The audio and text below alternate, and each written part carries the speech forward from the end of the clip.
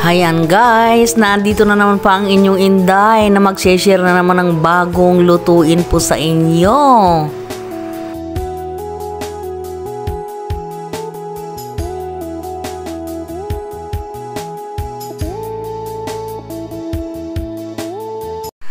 Pero bago po tayo magsimula ay huwag po sana ninyong kalimutang mag-subscribe sa aking channel at paki-click na rin po yung notification bell para ma-update po kayo sa aking mga video.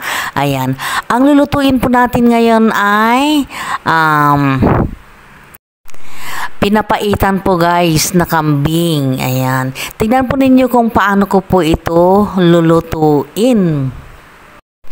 Pero guys, kailangan po muna natin ihanda bago po natin lulutuin, di ba? Kailangan po nating islicein ng pa-strips po yung ating isaw. Ayan, laman loob. Hindi lang po isaw yan, may kasama na rin pong atay dyan, syempre. At saka baga, ayan. Ewan ko kung may baga yan. Hindi ko alam, basta't laman loob yan ng kambing guys. Ayan. Ito na po siya guys. Good morning po sa inyong lahat. Ngayon ay papakita ko naman sa inyo kung paano ko lulutuin itong kambing na papaitan guys. Narito po ang ating mga kakailanganin po sa pagluluto. Nandito na po yung laman loob ng kambing guys. Ayan, kalamansi, siling haba, at saka bawang. Naadyan din po syempre yung sibuyas, hindi po mawawala yan. Ngayon, sa nakikita naman po ninyo, medyo mainit-init na po ang ating kawali. Pwede na po nating ilagay ang bawang at saka luya guys. Mas mainit ang mantika guys, mas maganda para madali pong maluto ang ating mga ingredients guys. Ayan. Next guys, ilagay na rin po natin ang ating sibuyas.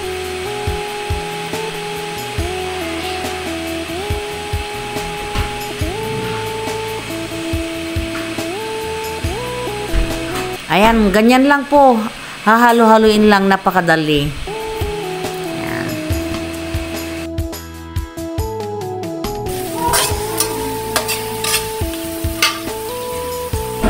Sa 1 kilo pong laman loob po ng kambing ay kailangan ganito po karami ang ating kalamansing gagamitin. Hindi pwede yung 5 piraso, 10 piraso lang. Ayan. Bali 20 pieces of kalamansi. Ngayon kung gusto po ninyo yung masim-masim, pwede na rin po ninyong dagdagan. Kung hindi po sapat sa inyo yung asim ng 20 pieces na kalamansi. At saka ang ilagay na po natin itong ating kambing.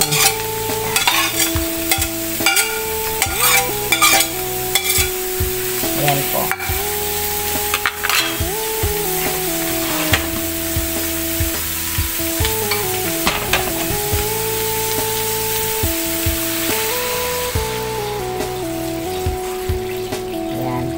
Kailangan po pag nagpapalambot po tayo ng ating karne, lalo na dito sa mga laman loob ng kambing, palagay ko ano po ito yung mahirap pong lumambot, parang baka rin po siguro ito. Ewan ko lang po kasi first time ko lang po talaga makapagluto ng ganito. Ano ko ito ng 1 hour. Ipapakulo ko po. Titignan ko po kung sa 1 hour ay okay na po yung laman loob. Ngayon, pagka lumambot po sa isang oras, ay talagang 1 oras po talaga. Okay.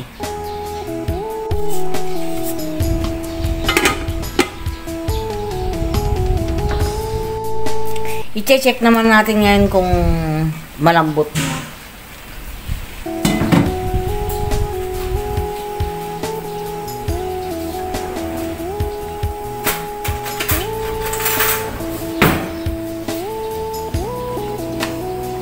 Yun.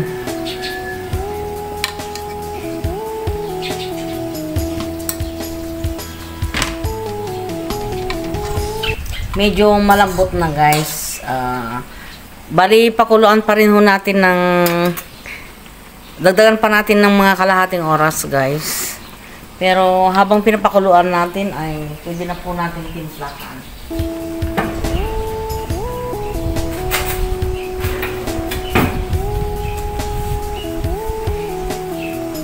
Ito po ang panimpla natin guys.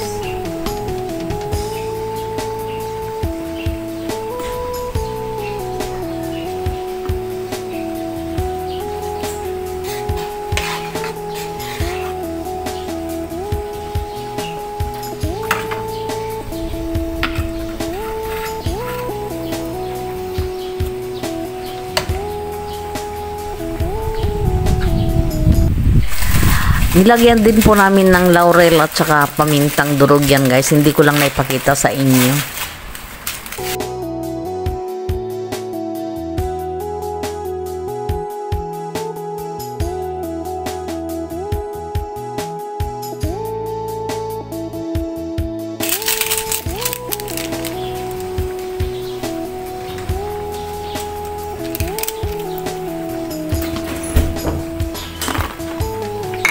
Para madali mong maluto, takpan muna natin.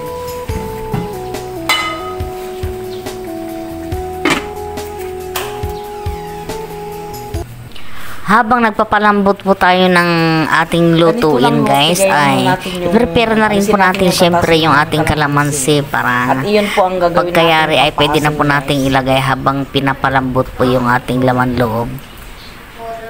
Ngayon pagka hindi pa mapait, kasi kanina naisabay ho sa pagpalambot ng ng laman loob po ng kambing yung ating pangpapapait guys. Kung kulang po yung pait, dagdagan na lang po natin ng yung balat ng kalamansi.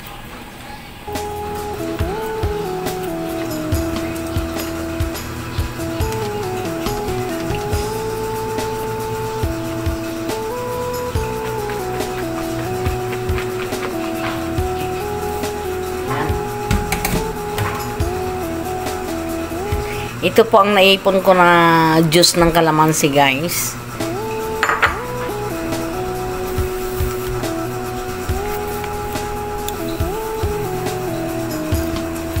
Ayan, ilagay ko na rin po ito.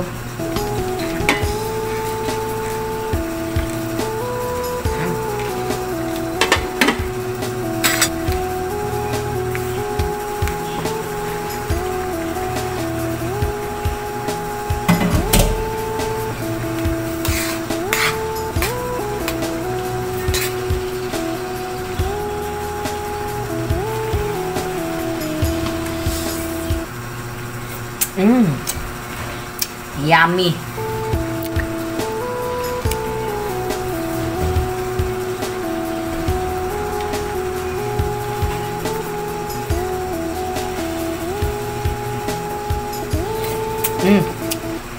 Masarap guys.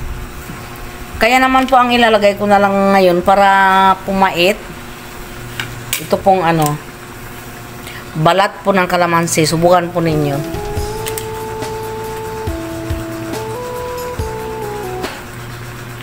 Wag po ninyong isali yung buto.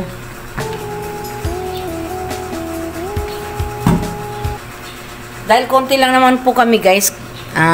Konti lang po yung ilalagay ko syempre na tubig. Tubig o sabaw guys. Yan. Dagdagan po natin ng pampalasa.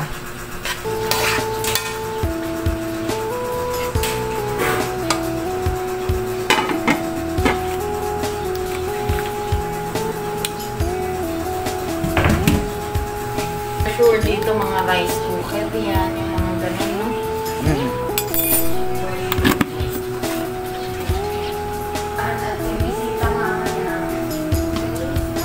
Ngayon naman guys, isa-isahin na ho nating tanggalin yung mga kalamansi po para at least pagkalagay po natin sa ating mangkok ay wala na po na tayong makikitang balat po ng kalamansi, di ba?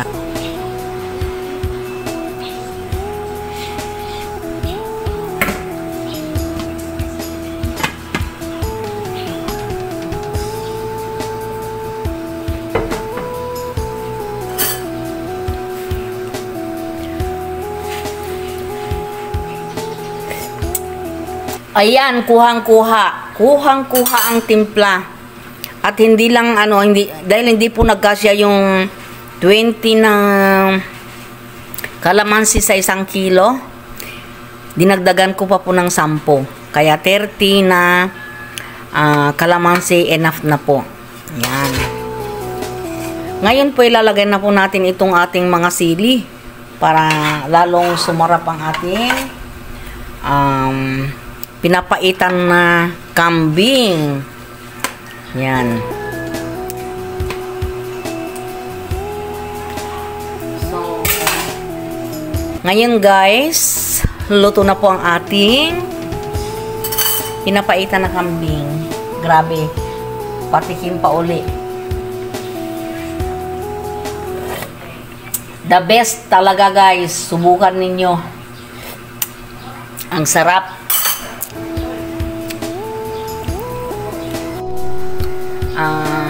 Ngayon guys, tapos na po ang ating pagluluto at sana po nagustuhan po ninyo ang aking video. Paki-like and share na lamang po. Bye guys! Thanks for watching!